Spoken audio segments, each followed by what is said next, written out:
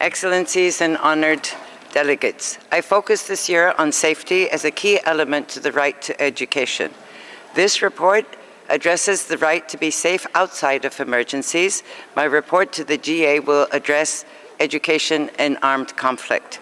Reports of attacks on educational institutions, teachers, and learners are alarming. I have led or joined communications and press releases addressing many aspects of safety in education, such as schools being bombed, gang violence in and around schools, attacks by armed groups, school closures due to sex trafficking, forced recruitment by armed groups or security forces, and arrests, detentions, and reprisals against students and education staff for exercising academic freedom. But this includes many aspects of safety revealed by statistics on violent incidents, bullying, gender-based violence, youth suicides, and mental health issues, corporal punishments. I thank all contributors for their inputs that showed that safety in education is a worldwide challenge and showcased many diverse efforts to address this. The right to be safe in education is essential. As the Indian Supreme Court has stressed, the right to education requires that a child study in a quality school, and a quality school should certainly pose no threat to a child's safety. I propose to define the right to be safe in education as the right of learners, educators, and non-teaching staff to be protected from any violation of their physical, sexual, or psycho-emotional integrity, and from practices that endanger healthy relationships and free expression of identity in all educational spaces and processes, including digital ones.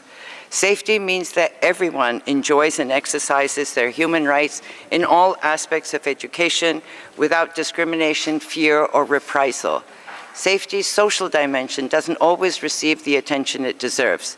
This means protection against all hazards and that endanger healthy relationships in and outside the educational environment, off or online, including segregation and discrimination, assigning people to certain groups that predetermine futures, forced assimilation, attacks against cultural identities and heritage. Social safety includes feeling and being safe in all identities. Abusively restricting or banning expressions of collective identity, history, and language creates an atmosphere of fear and censorship. A well-managed, rights-oriented education can, at the very least, mitigate such hazards. You have my report before you, so I'll just highlight some points. First, everyone must be and feel safe in education. Objective and subjective safety are vital and interrelated. States and other stakeholders have responsibilities for both, meaning they must always take express fears about safety in education seriously. The right to education entails states' obligations to take steps to the maximum of their available resources to progressively achieve its full realization. However, a progressive approach cannot apply to all aspects. In particular, the right to be safe in education entails immediate obligations, such as prohibiting corporal punishment in schools. School safety means protection against unpredictable hazards, such as natural disasters, so states must refrain from actions or inaction that create such hazards. The report details institutionalized violence and discrimination in education, significantly endangering safety that should be ended immediately. I totally understand calls for security measures to ensure children's safety, but these must not undermine students' rights or create a hostile or intimidating atmosphere. Measures should be temporary and always be accompanied by programs to address the root causes of not being or feeling safe. Some safety measures may jeopardize rather than increase safety. Opinions differ on how best to ensure safety and discipline, and the balance needed between prevention and repression. But all safety measures must respect human rights and the strict framework for any limitations which the International Covenant on Economic, Social, and Cultural Rights specifies must be compatible with the nature of rights and solely for the purpose of promoting general welfare. Surveillance, for instance, has a deeply chilling effect. It shapes behaviors, interactions, and the educational process itself. It undermines people's comfort and to raise questions, seek, and share information. It hinders independent thinking and identity development. Promoting control rather than empowerment, surveillance is contrary to the very essence of education that must be built on trust, personal agency, a thirst for inquiry, academic freedom, and a critical spirit. This is why I urge all facial recognition technologies be banned in education. Education becomes unsafe when academic freedom is curtailed. I have previously detailed violations of academic freedom of teachers, researchers, and learners at all levels of education. Since the massacre in Israel in October 2023, we, Special Rapporteurs, have raised concerns about the disproportionate and excessive use of force against students expressing solidarity with the suffering civilians in Gaza and denouncing the Israeli military response. The suspension and expulsion of university students, dismissal of academics, calls for deportation, threats to dissolve student unions and associations, and restrictions on campus meetings. We have also expressed concern at the reported increase in anti-Semitism in universities. Jewish students have an equal right to be and feel safe in education. Rather than abusively restricting freedom of expression and academic freedom, all actors must promote an inclusive, safe, and enabling environment for inquiry, debate, and discussion that promotes understanding and tolerance. As one contributor stressed, we must dare to educate, but also we must firmly combat hate speech and negative stereotypes, including those of Jews, Muslims, Palestinians, and Arabs. Safety is a multidimensional issue and needs an all-hazards approach. I urge all states to endorse the Safe Schools Declaration and Comprehensive School Safety Framework and use these for making their policies.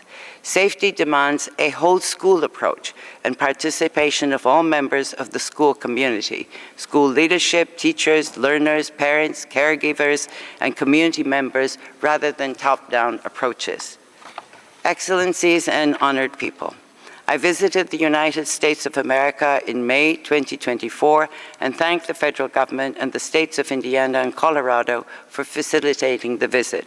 I congratulate the United States on its robust legal framework, which includes comprehensive civil rights protections and a strong role of courts in protecting equitable access to education, despite the absence of an expressly recognized constitutional right to education. A key strength of the system is its remarkable diversity and flexibility, a vast range of programs and learning pathways catered to a wide spectrum of interests, learning styles, and career goals. Yet systemic inequalities of access and control persist, especially for low-income and marginalized communities, as manifested in inequitable public funding, largely dependent on local property taxes, punitive discipline that disproportionately affects non-white students, over-reliance on limited, standardized testing. Growing privatization threatens the integrity of public schooling as a public good. Teacher shortages and poor working conditions, combined with inadequate mental health support for students, undermined well-being and learning outcomes. Interlocutors described a pervasive chilling effect on education and institutions due to bans on subjects and books and punitive measures that undermined inquiry, free expression, and civic engagement. I urge the United States to explicitly recognize education as a fundamental human right and ratify the remaining core treaties. I recommend that the Department of Education not be dismantled given its role in safeguarding equity and coherence. Education should be treated as a public good, not a commodity. Public funding should prioritize equitable access to quality education for all, while respecting parents' liberty to choose things other than traditional public schools. More equitable funding, increased federal contributions, targeted support for underserved communities and students with disabilities would help address disparities.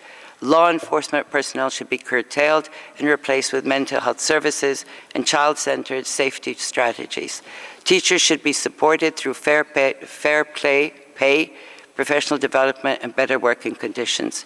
And the assessment systems need to be revised. Since my visit, political interference in education has intensified.